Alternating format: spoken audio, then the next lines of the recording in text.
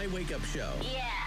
Getting up Every morning. Brought to you by Next Tech Wireless, the latest wireless technology. Fastest network, best coverage. Your next step is Next Tech Wireless.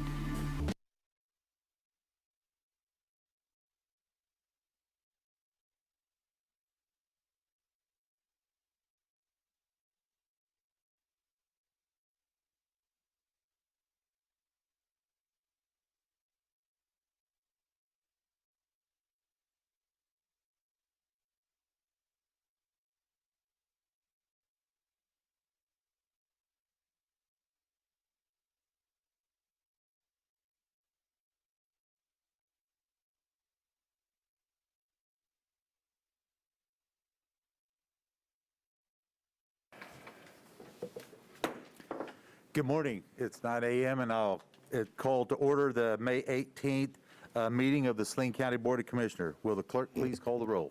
Commissioner Shadwick? here. Commissioner Sparks? Here. Commissioner Vidrickson? Here. Commissioner Weiss? Here. Commissioner White? Please join me for the flag salute and remain standing in a moment of silence.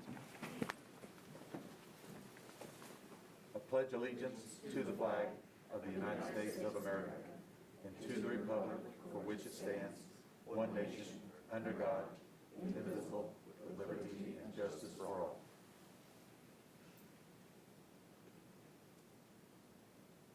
Thank you.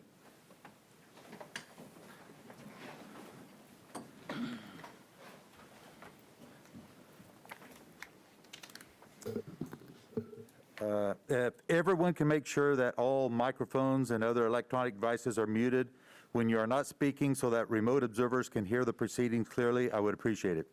Now, if Brad, our IT director, could instruct everyone on how to raise their hands in the meeting.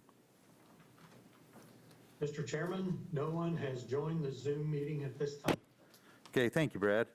At this portion of the meeting, citizens may speak on county government, usually limited to 3 minutes and pertaining to items not on today's agenda. Are there any members of the public who'd wish to speak? Seeing none, we'll move into, we have a consent agenda. Approve the consent agenda. Are there any commissioners who wish to amend or take items from the consent agenda?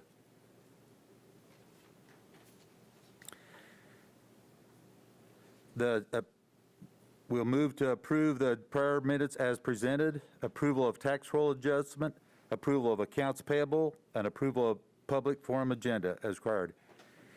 Hearing no objection, the consent agenda will stand as approved. At this time, we will presentations, flooding update. Item 1. Good morning, Commissioners. I have a little update on the weather that impacted Saline County over the weekend. So you're aware of what's going on. This here is a picture of the flood map of Saline County, some informational items. Saline County drains approximately 23,000 square miles of land area, and for reference, that's about the size of the state of West Virginia. Next slide, please. This flooding was different. This flooding was localized rain that fell in huge amounts. Here's a sheet from the CocoRa's website that shows the rainfall amounts for May 16th. Next slide, please. This is the area that was impacted through the flooding area, and it also spreads a little bit farther east, about all the way over to Solomon after getting out and reviewing the damage yesterday. Next slide, please. This shows just some of the types of damages that we see occurring, some of this very water over the road. This was probably countywide. 90% of the damage was in that red area. Next slide, please. This is also with the high winds, and the soils are just so saturated that when you get winds and saturated soil and high winds, we get a lot of tree and debris removal. Next slide, please. This is Simpson Road looking south from the interstate. This is one of the reasons that we have the advisory, you know, turn around, don't drown. When the water is covering the road, you don't know what isn't there. Next slide, please. So this is a picture of the water going down. This doesn't show it, but that's probably about a 2-foot drop. From there, the culvert's exposed, and this is probably about a mile stretch. Next slide, please. We're already out there starting the recovery efforts. We have multiple motor graders. The ones we have in the yard, we sent out to get the roads passable. Next slide, please. This is just water that tops the road. There's probably about a foot drop there. We'll start the recovery efforts here soon as we can get some dry weather. Next slide, please. This is on top of the interstate looking east towards the city of Solomon. Typically, you would see this type of flooding occurring when the rivers break out. The rivers are still in their banks. It just kind of shows you how much water fell in a short amount of time. Next slide, please. This is up on Headville Road. We did have a slide area. The road is closed. We're currently up there trying to repair that. Next slide, please. This just shows you the trash and debris removal that are in all of the creeks. This is on State Street. There's a bridge just to the right of that photo. We'll go down there and remove that. Next slide, please. That's the end of the presentation. We are starting the efforts to make the roads passable. But with the weather pattern and the conditions that we're in, we probably and will not be hauling any aggregates. We've seen these patterns before where we just go out and start immediately repairing these things and then get another 2 or 3 inch rain and then all of it goes away. So we are making attempts to make the roads passable with the motor graders, and then next week if the weather pattern sets in, then we'll begin hauling aggregates. And I'd entertain any questions that you might have. Just taking a guess at it right now, I'd say $150,000 to $200,000 worth of damage. That includes manpower and materials. Okay. Any questions or comments by the public or by commissioners? Okay. Thank you, Darren. Very good update. Thank you. All right, we'll move on to action items. Item number 1. Resolution 21-2331, proclamation of a state of local disaster emergency for Saline County. Michelle Barkley, Emergency Management Director. Good morning, Michelle. Good morning, Commission. I am here to ask for a declaration for state of local disaster for the flooding that occurred on Saturday and into Sunday evening. As you can see, thanks to Darren's presentation, there was quite a significant amount of damage to the north central region of the county. The grounds are still heavily saturated from the 2 to 8 inches of rain that we had received over the weekend. The National Weather Service is also predicting that we will continue to have weather accumulate throughout this week, and with the heavily saturated grounds already, it won't take as much to flood. Like Darren said, this isn't our typical flooding where it's river associated. This is just sheerly from the amount of rainfall that fell over the weekend. As of right now, we have made some significant efforts to mitigate the need to respond, so our time frame, if needed, is a lot shorter. We have coordinated with Road and Bridge and the Expo Center to set up sandbagging operations like we did back in 2019 if needed. The state has also declared a state of local disaster for the entire state of Kansas, which means that they have actually converted our COVID shelter, since we don't have anyone staying there right now, as a displacement shelter if anyone needs it, for those that are losing property or damage to their homes due to the floodwaters. Any questions? Okay. Quick question, the sandbagging, is that something that is set up at this time, or you will be setting it up possibly? It will be set up depending on the National Weather Service's rate of rainfall. Okay, all right. Any other questions or comments? Michelle, with the state and local resolutions for a disaster, does that free up or make any FEMA monies available at this time, or does it take something on a national level? It would meet this, it would require the state to meet their threshold for damage. As of right now, they're still gathering estimates. I do know that legislation is heavily advocating for an SBA loan to be incorporated into this disaster declaration. So yesterday, they were inquiring on numbers of businesses and homes that have damage or loss of property due to flooding. Okay. Any other questions or comments by the commissioners? Any comments or questions by the public? Are there any on the Zoom? Seeing none, I will bring it back to commission for more discussion or possible action. Mr. Chairman, let's see if I still remember how to do this, but I move we approve the proclamation of a state of local disaster emergency for Saline County. I second that. Are there any further comments? If not, I'll been moved and seconded that we approve resolution number 21-23331, proclamation of a state of local disaster emergency for Saline County. Are there any further comments? If not, I'll call for a vote. Commissioner White. Aye. Commissioner Weiss. Aye. Commissioner Vidrickson. Aye. Commissioner Shadwick. Aye. Commissioner Sparks. Aye. Motion passes 5-0. Thank you. Michelle, if I might ask you a quick question unrelated to this disaster thing, but a couple of weeks ago when we had the tornado threat here in Salina and the sirens sounded, who gives, is that the National Weather Service that starts the sirens, or how does that process work? So setting them off locally or the tornado warning? In the city of Salina? It is a collaboration between Salina Dispatch and Emergency Management. And who shuts them off? They shut themselves off. They only sound for a 3-minute period. I see. Okay. Well, I've had people ask, and I'm just curious, and I'm not, wasn't well ventured on what's going on there, so thank you. Okay. Thank you, Michelle. We will move to item number 2.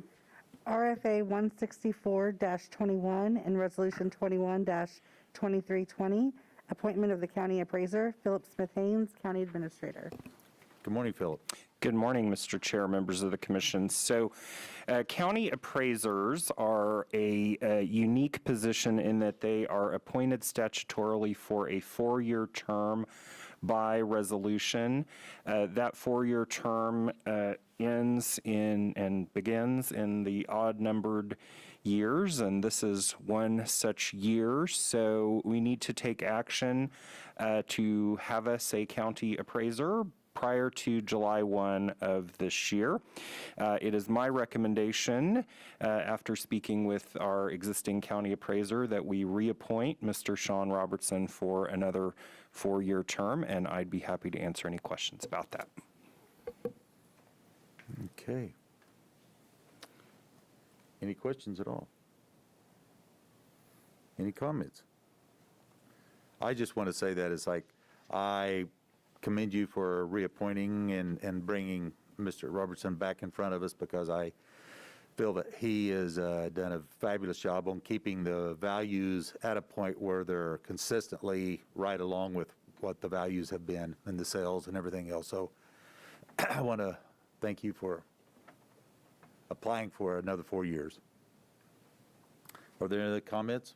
Any comments by the public? I will bring it back to the commission for more discussion or possible action. Mr. Chairman, I move we adopt resolution number 21-2320 and reappoint Sean Robertson as county appraiser for a 4-year term beginning July 1st, 2021. I second the motion. It has been moved and seconded that we approve RFA number 164-21 and resolution number 21-23020, appointment of the county appraiser. Are there any further comments? If not, I will call for a vote. Commissioner White. Aye. Commissioner Weiss. Aye. Commissioner Vidrickson. Aye. Commissioner Shadwick. Aye. Commissioner Sparks. Aye. Motion passes 5-0.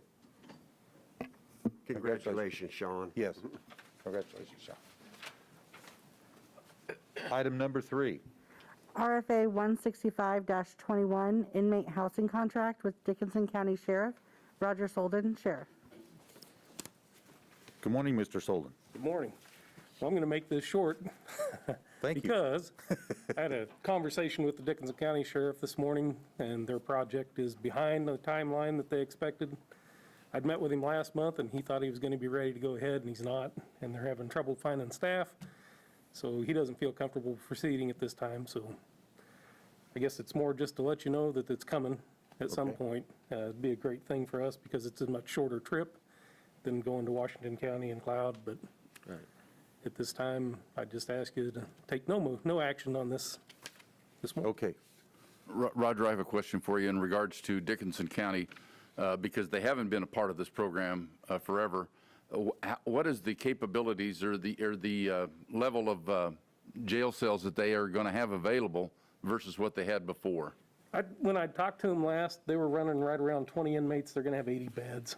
Of course, I don't know what their population might be coming, seeing a little bit of an increase too, but what is going to, you're talking about they'll be able to handle 20 more people than they've been handling, or? probably, yeah, that's what he was thinking was Okay. they could maybe take up to 20, which That'd be a nice load. it would be nice to take them there Sure. instead of clear up to Washington County, but Yes. Thank you. at some point, we'd like to see it, but apparently they've had some issues come up and they are not prepared, so, thank you. Okay, thank you. Okay, there will be no action taken in regards to item number 3. At this time, we'll move into informational items. Item number 1. 2022 budget appropriation requests for Natural Resource Conservation District. Diana Harden, District Manager. Good morning, Diana. Good morning. Probably the shortest person here today, so. Good morning, Commissioners. Morning. My name is Diana Harden, and I am the District Manager for the Saline County Conservation District. I was hoping to have some of my board members here today, but with all the rain that we've seen, they are cattle producers, and so they've been fixing fence and stuff like that, trying to keep their cattle in. Part of my job is to educate people of all ages about the stewardship practices and the wise use of natural resources. My first year on the job last year was interesting, to say the least. I started right before COVID hit, and then all hell broke loose, basically. So in a normal year, we would help with the Water Festival out at Webster Conference Center, Ag Awareness Days and other field days throughout the county, helping educate elementary age children on the natural resources of our land and stuff. Envirothon is a natural resource competition for high school students, and with the last 2 years, the way they have been, everything's been virtual, so we haven't really been able to help with that much either. We also provide available information and administer state cost share programs. We get money each year from the state to help fix waterways or terraces, diversions, failed septic tanks, abandoned well pluggings that we do. Those are just kind of the main things that we help with within the county. This last year, we brought in, through the cost share money, we brought in over $630,000 worth of money to help fix those concerns within the county. The state aid to conservation districts will match up to $25,000 allocated by the county commissioners. These funds allow us to maintain our local office, purchase office supplies and equipment, and carry out information and education activities, provide liaison between landowners and federal and state local programs, and keep landowners advised of conservation problems and solutions. And we also provide technical assistance to NRCS within our office. This year, the Board of Supervisors is requesting a budget of $23,000, along with the Oliver Hag Education Funds of $4,500. At this time, the Conservation District employs 2 full-time employees, myself and a conservation technician. My salary is funded through the county as well as funds from the state. The county funds provide the ability to support my salary and benefits such as capers. The conservation technician, his salary is provided by state technical assistance funds, and he provides technical assistance in the field in order to plan, design, and monitor conservation plans, such as the terraces and waterways. We are in the process of hiring a full-time soil health specialist, and his or her salary will be supported by the state technical funds as well. We have 2 no-till drills available for rental. We charge a small amount to producers that use it, but we're providing a vital service to the county in order to introduce and promote the no-till conservation practices. The services we provide are not available through the private sector or through other agencies or organizations. The state cost share money that we get it's structured in such a way that no other organization has that. The money comes from the legislatures to the Kansas Department of Ag, to the Division of Conservation, to us. There are several programs that wouldn't be available in the county without the Conservation District being here. So we thank you for your consideration and your time. And at this time, I would entertain any questions you might have. Okay.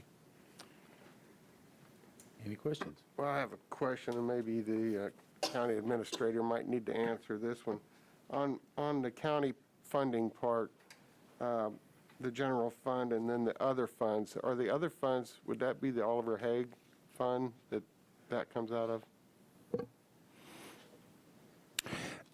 Yeah, they do receive some funds from HAG for support of their educational mission as well as the general fund, yeah. Yeah, it's my understanding that in Oliver Hagg's will, it was stated that his wishes were that money from his ground or whatever be used for conservation education within Saline County.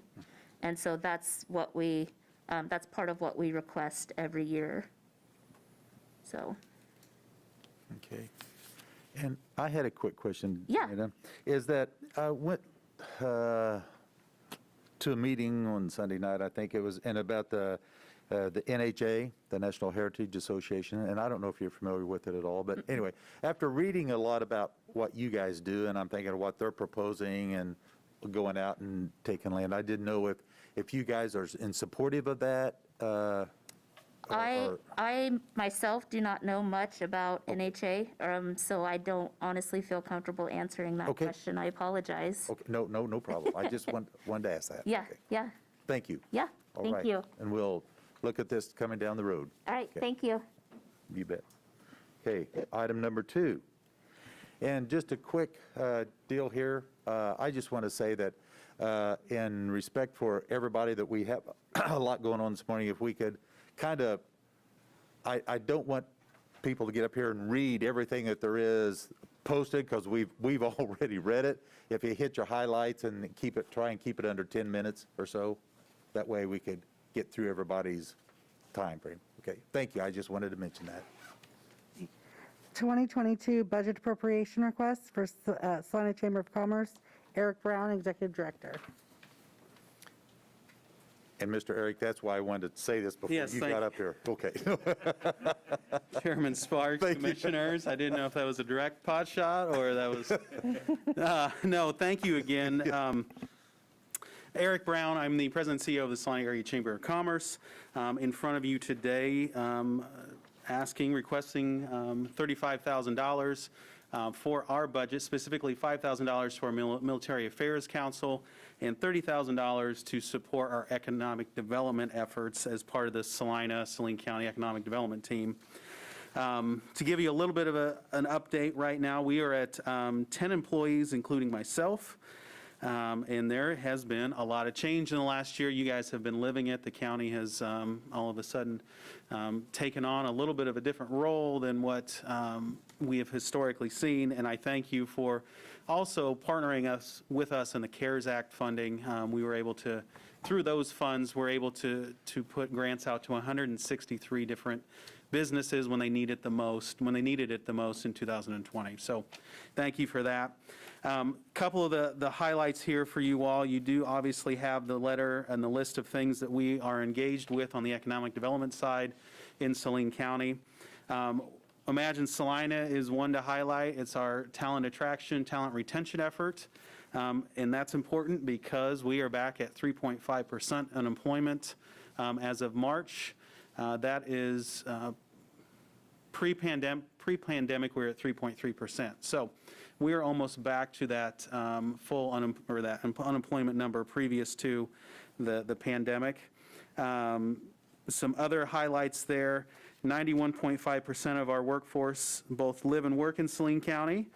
We have approximately 6,300 workers who commute in from outside the region into our county, and then another 2,200 that live here in our county and actually commute out for employment opportunities. So our labor basin is about 27,500 people, give or take, in Saline County. So as you can see, I think we have somewhere in the neighborhood of 1,500 open jobs currently. Those numbers are part of the reason why the Chamber does so much in workforce development to try to fill those jobs. So that's a big piece. The other thing, last week, you all heard a housing discussion or had a housing presentation from the city. That's another piece that we find ourselves doing a lot of work and a lot of research and working with the state government as well, and the Kansas Housing Resource Commission to try to find and help find solutions. So thank you for your work on that.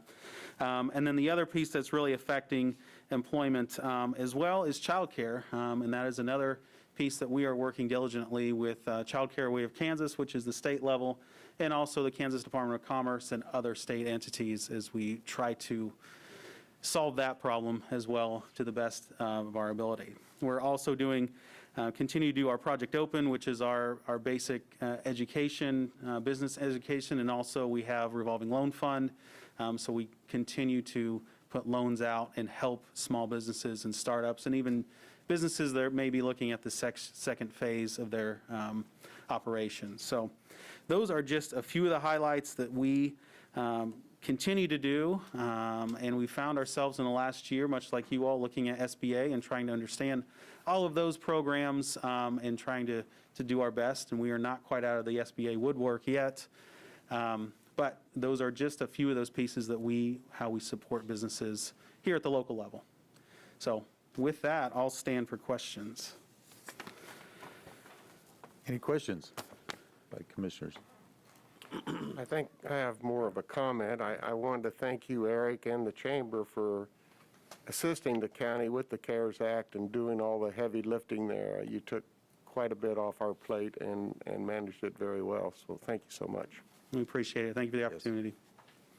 A great job on administering all those funds out there. A good job, yes. Thank you. Thank you. Mr. Brown? Thank you all. You bet. Item number 3. 2022 budget appropriation request for Central Kansas Mental Health. Kathy Merger, Director. And here's the one we need to talk on time. No, I'm just Yes, okay. Good morning, Kathy. Yes.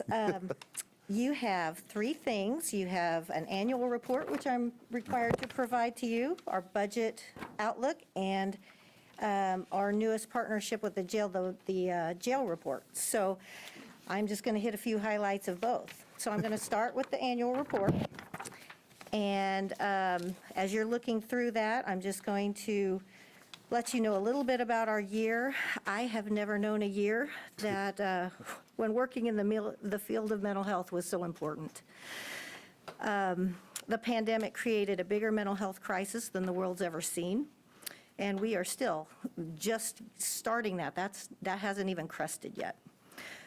So it also created some amazing innovation. We went from having 1 in 4 people needing professional help to get through a mental health issue to 1 in 3. That was 1 in 4 in a lifetime to 1 in 3 currently today. That's huge. So that's what we're dealing with at our center. But some of the amazing innovation from our staff, I just couldn't be more proud of them. We stayed open. We shifted to mental health. We had to create Zoom rooms inside so that the walk-ins would have a place to safely go and still get their services.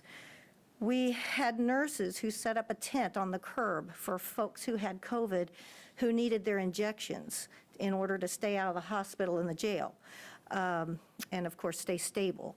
So they were very innovative. We had community-based staff who found ways to secure donated cell phones and minutes for patients who didn't have internet access. We had clinicians who filmed educational videos to post on our media site, anxiety, depression, stress management during COVID, how toxic stress affects the brain, so that you understand that it's not just human weakness, it actually changes your brain chemistry. We dropped off medication on porches. We even sat a couple iPads on porches covered in plastic while the provider sat in their car outside their home, and they were in their home with the iPad so that some of our most at-risk folks could still access. So with all of that going on, we renewed our commitment to building a healthier, more resilient community so that families and friends and neighbors and students and our own acquaintances have the skills to achieve mental wellness in these times of heightened stress, worry, uncertainty, fear, loss, unresolved grief, all these things that they would have had a bigger support system for, but being in isolation has made all that tougher. And now we have devastated families from the flooding on top of that. So one thing is for sure, mental illness like depression and anxiety and many others are not a sign of human weakness. Chronic stress and trauma actually can change your brain and in essence rewire the brain, making it difficult to cope with challenging situations. So the best thing that we can do for each other is to be willing to talk about mental health and encourage each other to seek help before it becomes a crisis.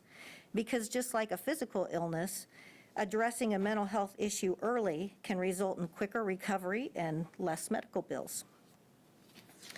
So the next page is just an arrow that starts at the bottom that just kind of shows you our year. The following page are some new things to know about CKMHC, but I'm just going to let you read those. And then to give you the financial summary for the year, you can see our revenue and expenses. And I want you to know that without the COVID relief that we were from both state, federal, and county, and the grants that we were able to secure together, we were over 1.5 million in deficit and weren't sure how to keep our doors open. And that was all the way till the end of December when it finally came through. So it was a very stressful year. And then in terms of revenue, most of our things are self-sustainable through our insurances, third-party payers, all the things that we do on our own. So the only thing that we ask the county for, as a reminder, is just those uninsured and underinsured who also don't have the ability to pay but need the help. And then on our expenses, we have an 11% overhead. We reinvest into our staff because we are a service industry, and that's where it should be. Now, when you look at how this plays out, we are out of space due to the demand rising and the clinic that we're developing to adopt integrated care, to bridge substance abuse, mental health, and physical health, to coordinate with all our community partners in a much better way, to look at each patient holistically. So with that, we are completely out of space and are starting to look for resources to figure out, do a needs assessment and figure some of that out. So moving right along, I am going to take you into our budget. Nope, I'm going to just let you know that the jail report I'm not going to cover today, but I'll mention it in here. So looking at our budget outlook, why are mental health services a valuable investment for Saline County? For every dollar invested in mental health, government saves $4 in return. And this is something that we just found for the CARE survey that was done in the schools from 2020 to 2021. That's this past school year. 32% of our students surveyed in Saline County seriously contemplated suicide. That's higher than it's ever been, and that's a very sad situation, but that's what we're dealing with. We work with pediatric doctors who are saying they're coming in and they don't want to live, and we've been working with them. So it's a situation that does require a lot of attention. The cost of one suicide to our community is a $1.3 million cost in Kansas.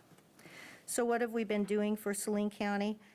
So in 2019, we were serving more people. We increased access to psychiatric doctors by 12%. We had 169 community trainings in education, affecting over 4,000 community residents. And that's getting the word out and helping connect people earlier to help keep costs down. But in 2020, our partnership with the Saline County Jail, with Sheriff Sultan's help and his staff's help, we focused on reentry, behavioral incidents that are costly, and isolation days. Our estimated savings to the jail last year was $696,000, and that's a partnership all the way, and we're excited about that. So we appreciate the new jail and the opportunity that brings to continue that trend. In 2020, we placed therapists in 10 Saline County schools, and if you look at the outcomes for this, those who are having attendance problems who joined our program, attendance improved 89%. Academic performance, that's grades, improved 77%. Their behavior improved 85%. That is not us collecting those outcomes. That is the school administrators collecting those outcomes and providing that to us. 100% of the Saline County population, no matter who you were, you didn't have to be a patient, they had access to crisis services day and night, every day of the year. So how has Saline County been funding us?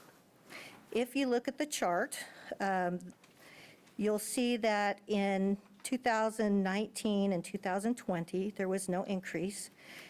And the other times, there was a small increase for us. And we know that Saline County has done a great job supporting us to the best of their ability, and we appreciate that.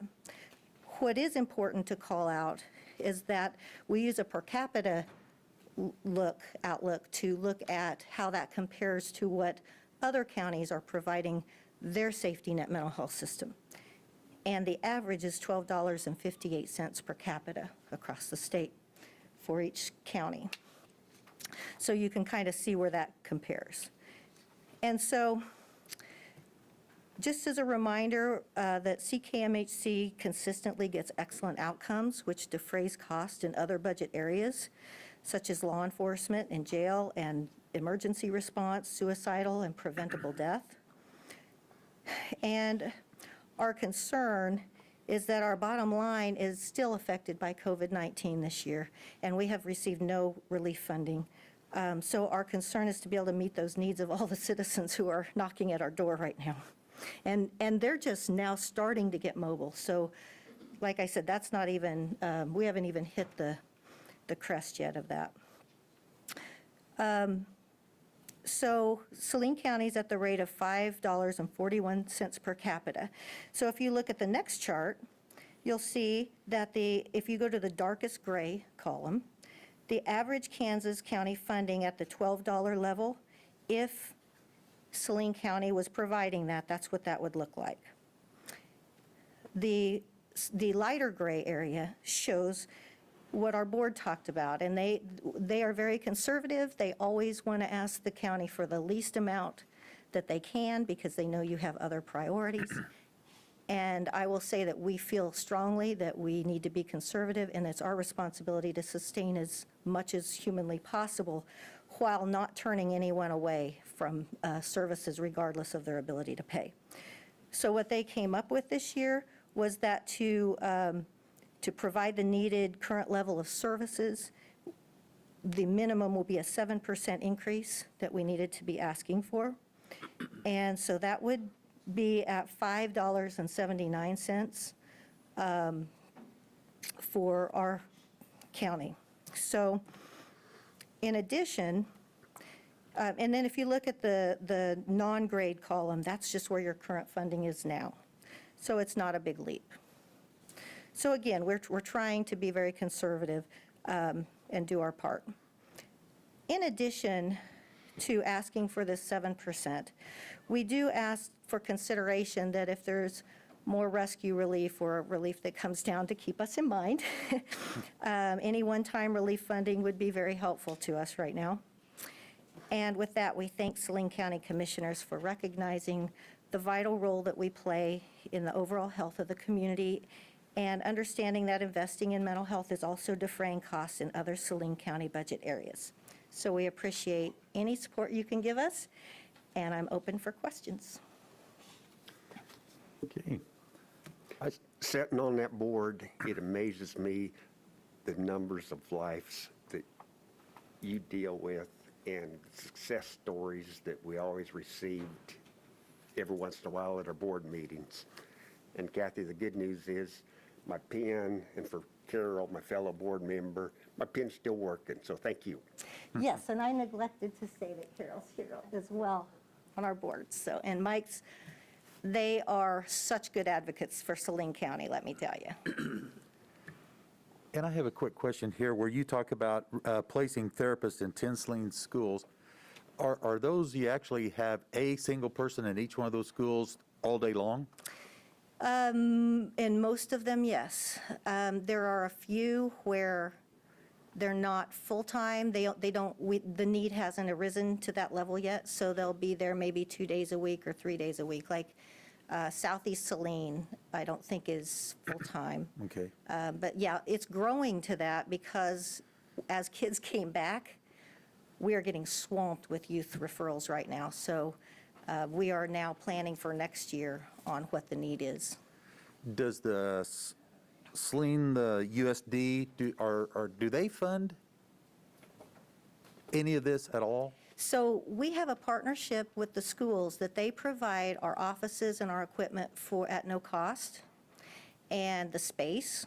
Okay. And then they also give us year-round access, most of the schools, particularly where they're offering their free and reduced lunches, because that draws them in, so we can continue to work with them over the summer. Gotcha. And so they give us space over the summer to continue the mental health part, to get them more prepared for next year to be successful. And then we also have a partnership with them through the Department of Education.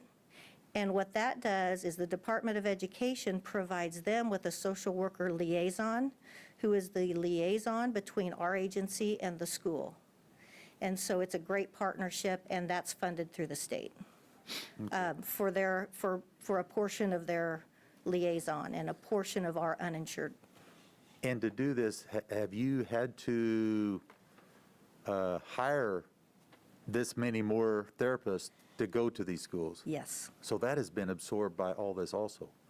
Yes, and I can tell you that there is a workforce shortage across the state for qualified personnel. And so the only way we can continue to reach but we're reaching kids who were not getting connected to mental health, who the teachers were saying, why aren't we doing anything about these guys? Well, whether it was parents' work schedules or whatever, they weren't getting connected with us. So we're connecting with those kids that were falling through the cracks by having them at school and saying, hey, we can do this at school, and that's less pressure on the parents. Great. I just commend you and your staff and your whole organization for what you're doing here to help these kids get through this time, but also in your conjunction with helping with the sheriff's office and helping those clients there stay out and get better. So Thank you. Thank you. And I didn't mention that we've also served more corrections patients this year as well. thank you. Any other comments? Okay, well, thank you. Thank you so much You for your betcha. support. Item number 4. Human Resources Update, Marilyn Leamer, Human Resources Director. Good morning, Marilyn. Good morning, Commissioners. Now remember, 10 minutes only. I'm going to. Well, the reporting period is mid-March to mid-May. The accomplishments that we've done, we have had 11 new hires, 7 that have transferred or promoted to different positions, and 12 that are no longer employed. Some of the things that we have been working on, we successfully added the mammogram health amendment to the health plan. We've been working on the 2022 salary and budget benefit projections, participating in negotiations with one of our bargaining units, and then attended some HR-related training. We also had a visit on April 14th from the Kansas Department of Labor that came through and was hitting several of our departments. They stopped when they hit a certain number of concerns. So we do have that report, and the departments that they had stopped at are working on those corrections. July 7 is the due date that has to be back to the Department of Labor, that those corrections have been made. And some of the things that I did see was had a lot to do with extension cords, exit signs clearly marked. So I didn't see anything too major on that. K-Work is our workers' compensation pool. They also did a visit. They did with just 2 departments, and those corrective actions have already been made and returned back. Our plans moving forward, Eric had mentioned the 1,500 vacancies. We're 20 of them. When I wrote this, we had 9 corrections officer vacancies. Actually have made some job offers, so we've got 3 corrections officers that are starting tomorrow and 1 that's starting on June 2nd. So excited to get a few more there on those, but we have a number of other vacancies there. We'll be continuing with the salary and benefit projections and negotiations moving forward. We are still monitoring our health plan. With the last report, we were estimated at about 11% increase. We've had claims that have leveled off a little bit, so now we are looking at approximately 7.2% increase to health and 8.1% increase to dental. This still could go up or down. This is just with 6 months' worth of claims under our belt. So, we'll hopefully be leveling off a little bit more, but there is the potential for it to go up as well. Our insurance consultants are keeping an eye on that, but they're also marketing stop-loss providers for our self-insured health plan. They're also going to provide an estimate or an illustration of a qualified high-deductible plan, just as an option, just to look at, not necessarily recommending going that direction, but if we need to, as a way to curb some cost, that could be an option that we look at. We also had a couple employees that have requested a little bit richer dental plan, and so we've asked them to, our insurance consultants, to provide an illustration and cost if we were to provide like a buy-up plan on the dental. So if somebody wanted to have a little bit higher benefits, of course that's going to cost, but we would have the employee pay for that extra buy-up plan. We are planning on implementing a prescription program at the next renewal that will provide some savings to our prescription plan. And it has to do with the higher dollar cost specialty medications. This will allow our plan to take advantage of the manufacturer discounts that sometimes when you see on the commercials on TV, it says contact the manufacturer if you're having problems paying for your prescription. So we're going to try to take a little better advantage of that. The impact will not affect the employee at all. It will just be taking advantage of those discounts. We do have a tuition assistance policy at this time that provides for tuition reimbursement for job-related higher education. We have shared a draft of that policy with department heads, and it sounds like there is, they are in favor of that. And The proposed policy would be that there would be some funds set aside in the budget in a separate tuition fund, and then employees could apply to that fund. It would be subject to approval by the department head and the county administrator. But what that would do would allow employees to improve their education, their skills. But right now, the employees that want to do that, they're subject to the department's budget on training. And many times, those departments do not have that extra funding available. So just wanted to see if you would be in favor of us continuing to move forward with drafting a policy and possibly putting some dollars into the budget where they could apply to that. Okay. Is that a consensus type deal that we would do, or do you want to bring that back to us in a RFA type of position? Yeah, we could do that for the policy, and then Phil could do the piece on the budget. Okay. All right, thank you. Okay. Next blood drive is in June, middle of June. The budget update for HR. Our health plan is running at about 94% of the expenses to funding ratio. It's actually down from the last time I reported it. I'd reported 107%, so it's come down. As I mentioned earlier, our claims are leveling off. Our dental plan is running just a little bit hot still at 112%, and it's actually up from 110% the last time that I reported. And the HR budget is at 32% used, and that's in line with historical averages for our HR operations. That's all I have. Available for questions. Any questions or comments? Thank you. Thanks. Marilyn. Item 5. Livestock and Expo update. David Flaherty II, Livestock and Expo Director.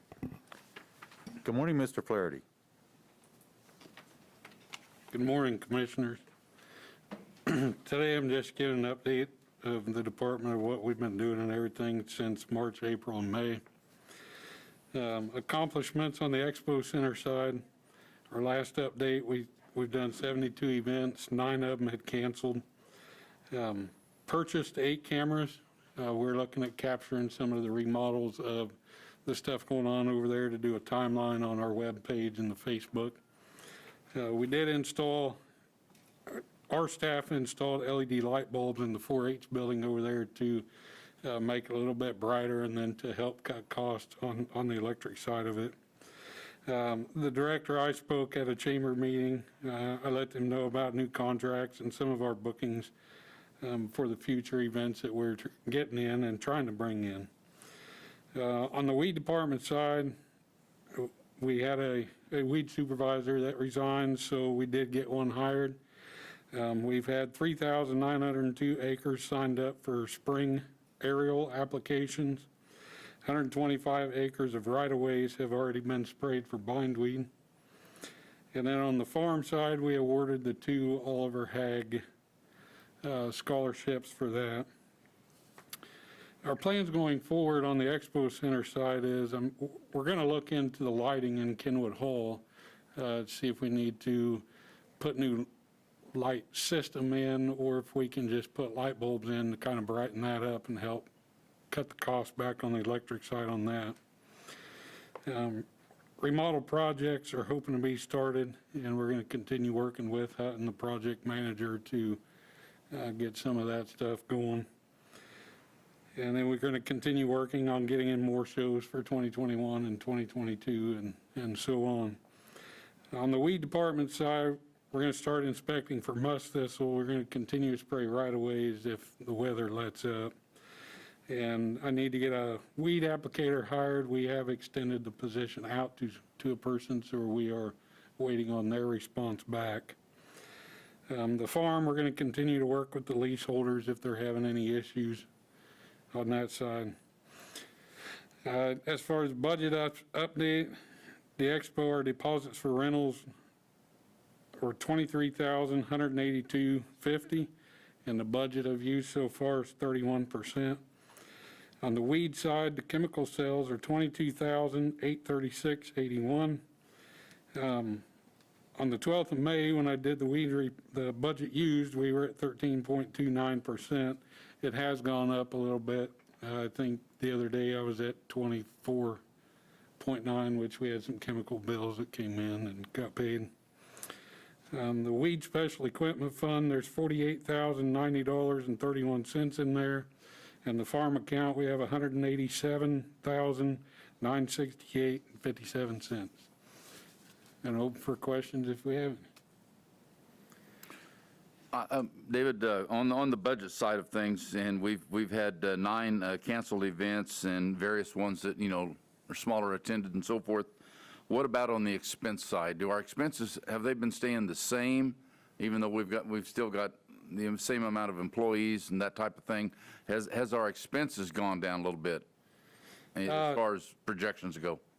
So the projections on the expenses, that's why I'm looking at putting in lighting in Kenwood Hall too, to help cut costs on that. We just got done middle of April, I believe it was. We had just got done with doing 4-H, so I should have a report from Evergy on that next bill and kind of be able to look at that.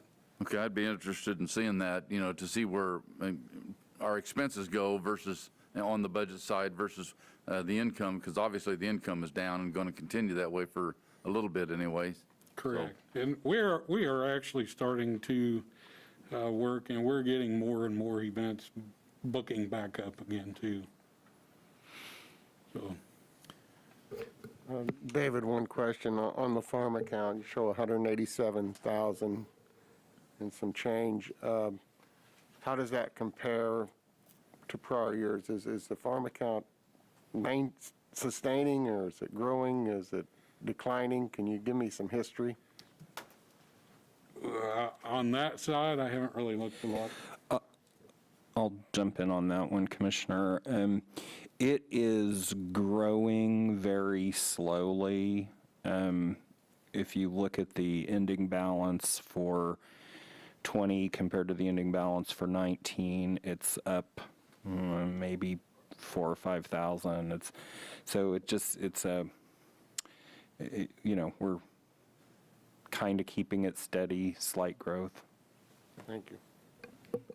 I guess, and I'll ask a question on top of that, and that is, how, if you could prepare for us at some time here in the near future, what our actual income is on the farm account versus just the amount of dollars that we have in the bank. I'd like to know what the production side, how much money we are actually receiving off of those farm accounts. Okay. I can do that. Okay. No, thank you. Thank Very you. good. Okay. Item 6. County Administrator's update. Morning, Phillip. Good morning, Mr. Chair, members of the Commission. Phillip Smith, Haynes County Administrator. I promise this is the last time I'm going to put American Rescue Plan on my meeting update, and I say that with confidence because I think that next week I'll be prepared to bring a contract in front of you for consulting services. Emergency Manager Michelle Barkley and I interviewed a second consultant on Friday. It went really well. Mr. Montoya has reviewed the contract and signed off on that. So I think we are prepared for that. I will also say that now that the guidance has been out for a week, people are much more familiar. So yesterday, I did another webinar on the guidance, and this was much more informative and helpful than any of the ones I've been to in the past. For both good and bad, it seems like as things are becoming clearer, some of the there may actually be some ways that we could fit into some of the revenue loss that I thought we were kind of shut out of that by the way the guidance came out. Might be some possibilities of still being a part of that. But on the other hand, there's a lot more limitations on some of the other programs. So I think getting the consultant on board will be excellent to help us start developing the actual plan. I will also say that we did meet with the treasurer's staff last week around just the process for claiming the money. We have not gone onto the portal yet, planning to do that probably tomorrow. We have not been in a big hurry to pull the funds down because one of the issues that nobody seems to have a clear answer for is whether we can put the funds in our regular checking account or whether we need to establish a non-interest bearing checking account. You may recall under the Coronavirus Relief Fund, we were specifically not allowed to earn any interest. We think we're allowed to earn interest on the American Rescue Plan funds, but nobody has said directly one way or the other from the Treasury. So like I said, we haven't been in a big hurry, but we do plan to get that done. Moving on to legislative update. As I mentioned last week, I was expecting some information from KAC and the League of Municipalities. Seems like the big thing that came out of the wrap-up session for the legislature was Senate Bill 273, or more accurately, the House substitute for the Senate substitute for Senate Bill 273, which created a small business relief plan, which is wonderful, but funded by 35% of counties' American Rescue Plan allocations, which is interesting because that's probably illegal under federal law for the state to direct where those plans go. And more than that, as somebody said, they never touch the funds, so how would they get to them, even if they want them? So that's interesting. Waiting to see what the governor does with that bill. It was enrolled to her on Friday. The other thing that I will mention in terms of a legislative update, we've talked about this one before. This passed so early in the session, it's we sort of forget that this was this year's legislation, but Senate Bill 13, which changed our budget world, that has become much clearer. I attended the state budget update webinar last Thursday, and they went into exhaustive detail about the impacts of Senate Bill 13. And I think there will be some decisions that I will need the commission to weigh in on around how you want to move forward with our budget process this summer. So it doesn't really change our time frame right now.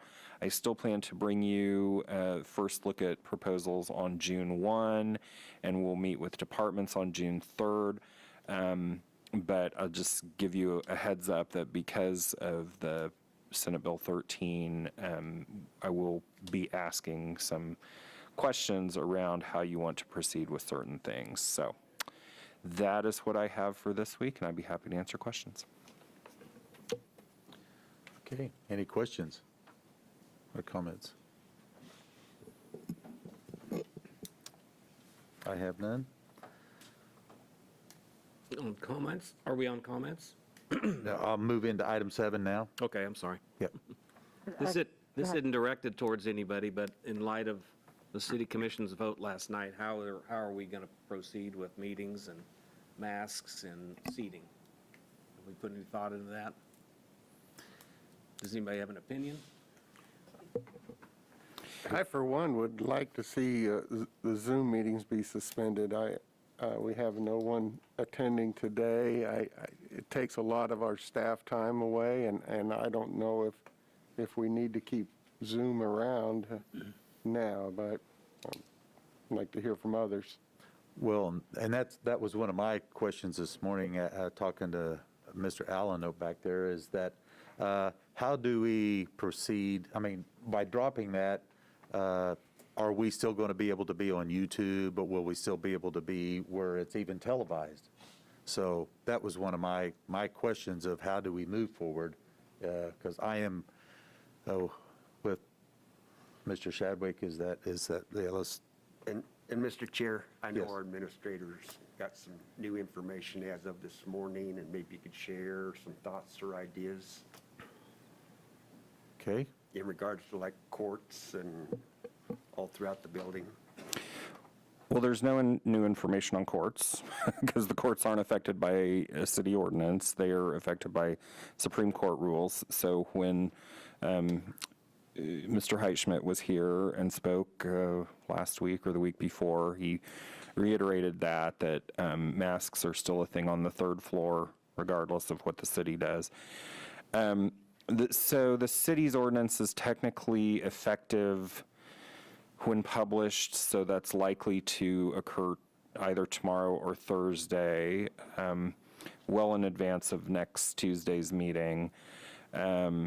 So certainly I don't want to disclose any personal health information of anybody in this room, but I think there are probably a lot of us who would fall under the CDC guidance to remove masks if we so chose. So I could see that. Social distancing is probably still not a bad idea, although, we could probably arrange the chairs such that we could get everybody back on the dais if that's the desire of the commission. Yep. This seating doesn't necessarily bother me. I mean, there's enough room as long as staff still has enough space to present. But if we go back up there, it's fine with me too. I just thought I'd bring it up. Yep. Yes.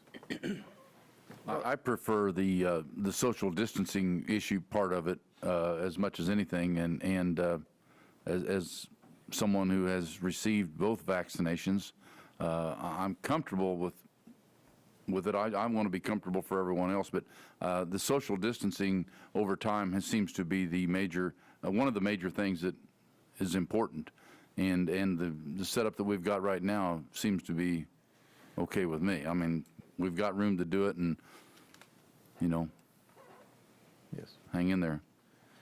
But I do, and that's fine, but, I mean, even you go to a lot of places that they say these seats are 6 feet apart, these are definitely pretty much 6 feet apart from here to there. I mean, even if we went every other one here, so, but I'm in favor with whatever everybody wants to do, it doesn't matter to me. And I neglected to touch on your other comment, Mr. Chair, regarding the television. So the meetings continue to be televised and YouTubed by Salina Media Connection. The Zoom allows us to YouTube them on the county's YouTube channel as well. Gotcha. So the city of Salina recently decided to change their arrangement with Salina Media Connection. That's being phased in over a period of time. I think June 30th, I believe, is the sort of the date for that. So I do know, I spoke with Greg Stevens and Deborah Cox yesterday. I do know they do plan on coming and doing their budget presentation next Tuesday. And so that might be a good conversation to have with them at that time, although I'm not sure that they have a lot of answers yet, but I know there are some meetings occurring with the city this week, so perhaps by next Tuesday they'll know a little bit more about that. Okay. Right. Thank you. Any other comments? Any announcements?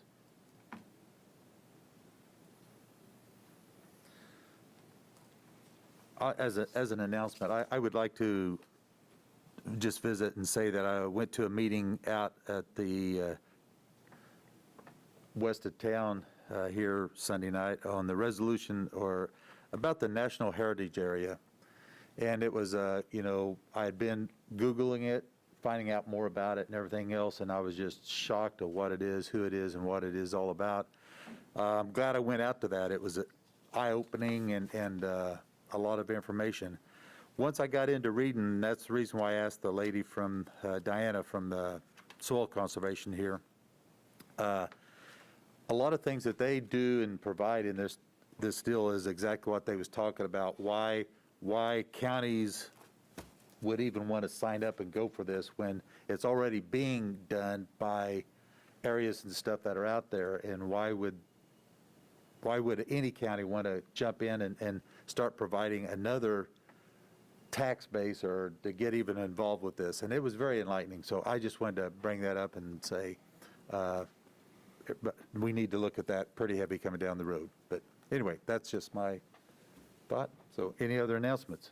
Well, I guess I have a question for you then. Yeah. What are we going to look at? If you want us to look at it pretty heavily, what are you saying that we should join it, not join it? No, I mean, I'm just my thought. I would just recommend that the county follow, and I can see why some other counties have signed the resolution opposing the 49 counties in the state of Kansas that are, they're wanting to sign up for this National Heritage, that we should not sign, that we should sign the resolution opposing this National Heritage Association. But that's my thought personally, and just, yeah, looking at it in a little depth of what they are doing, so. But There'll be that's, some more information coming out in a couple weeks. Well, I've followed it myself, and I'm fully aware of it. It's totally separate from that 30 by 30. Yes. This is an economic development organization that's trying to drive more people into their area to look at, you know, the wildlife or things like that. So at this stage of the game, I mean, to me, there's nothing for us to do. I think if we just stay status quo, we're fine. I mean, we obviously we don't want to participate. I don't want to participate in it, but We need to pass a resolution in opposition then, because that's your opinion. maybe we can get a legal opinion on that, but Yep. Okay. it's strongly recommended to pass a resolution in opposition. But anyway, but that's, I just wanted to bring that up, that we'll be looking at that again, hopefully coming down the road. But anyway, any other announcements? Okay, at this time, we'll go into executive session. Mr. Chair, staff would request an executive session under the non-elected personnel exemption to the Kansas Open Meetings Act for 5 minutes to discuss appointment of a position, and attendees in addition to the commission would be myself and HR Director Marilyn Leamer. So moved and reconvene in this chamber at 10:19. Okay, Second. we have a motion and a second to go into executive session and come back in this at 10:05, 10:20. Okay. All in favor? Aye. All opposed? Motion carries.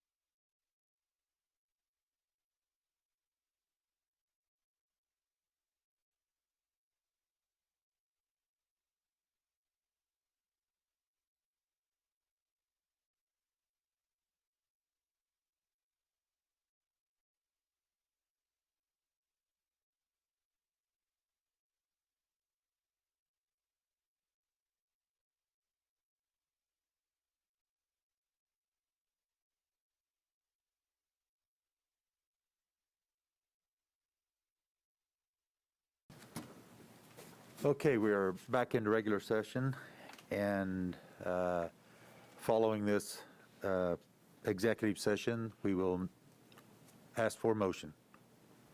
Mr. Chairman, I move that we authorize HR Department to hire at a step higher than step 4 for a position. Do I need to name the position? I don't think so. Okay. Second the motion. It's been moved and seconded that we approve the authorization for HR to go above step 4. Are there any further comments? If not, I will call for a vote. Commissioner White? Aye. Commissioner Weiss? Aye. Commissioner Vidrickson? Aye. Commissioner Shadwick? Aye. Commissioner Sparks? Aye. Motion passes 5-0. Thank you all. Okay, second executive session that staff would request is under the non-elected personnel exemption to the Kansas Open Meetings Act for a period of 10 minutes to discuss department head performance evaluation. Attendees in addition to the commission would be myself and Deputy County Administrator Hannah Stambach. So moved and reconvene in this room at 10:38. Second the motion. It's been moved and seconded that we move into executive session and reconvene here in 10 minutes at 10:28? 38. 38? Oh, yeah, 10:38. All in favor? Aye. Aye. Aye. Motion passes.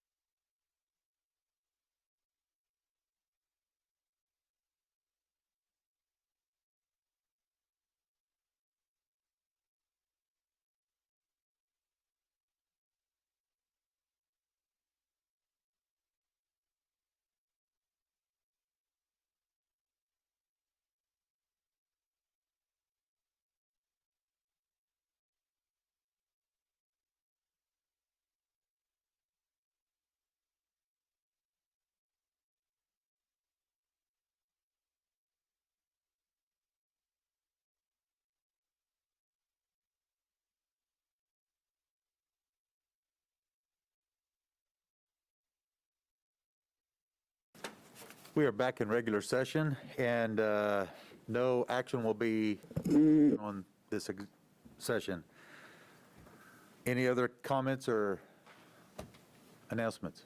A question regarding, it says Saline County Local Road Safety Workshop, all commissioners.